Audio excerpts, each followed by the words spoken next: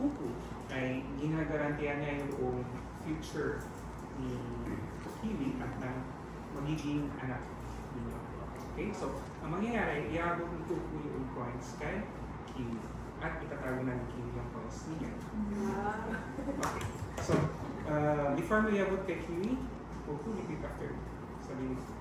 Sabihin mo kay Kiwi, I give you these coins as a pledge of my dedication to your welfare and the welfare of our children. Okay, iabot mo na sa kanya. Sabihin mo, thank you, Kuku, and I accept that. Okay, sige. So, mo yung coins and i-transfer sa akin. One holding each other's hands. Hawak kamay.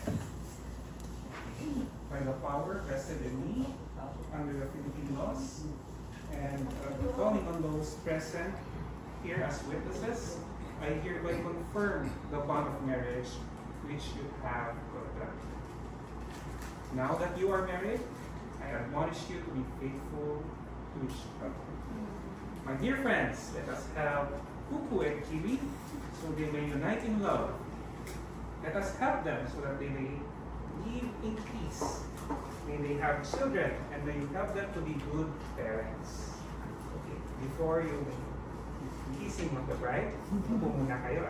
Parang sa simbahan, may sermon din dito.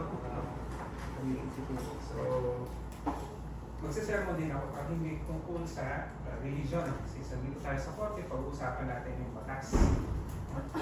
Ngayong mag-asawa na kayo, hindi na katulad ng mag-boyfriend at mag-girlfriend kayo na wala kayong obligasyon sa isa't isa. Dahil married na kayo, dahil kasal na kayo, meron kayong obligasyon sa bawat isa. Hindi na katulad doon, na kapag nag-away kayong dalawa, i-delete mo lang yung Instagram mo, pictures sa Instagram ng boyfriend at girlfriend mo, wala na kayo. No? Ngayong kasal na kayo, hindi na pwede yung gano'n. So, obligado na kayong magsama. Okay. So, ano sinasabi ng batas tungkol sa marriage? Okay, dito sa Pilipinas, ang sinusunod natin na batas ay monogamy. Ano ang monogamy? Isa lang ang dapat na asawa. Okay. So, dapat malinaw yan. Ano ang magiging epekto pag more than one ang pinakasalan mo? Okay, makakasuhan ka na, kaso kriminal. Yung ang tinatawag nila, bigamy. At ang penalty nito ay pagkakakulong. Okay, so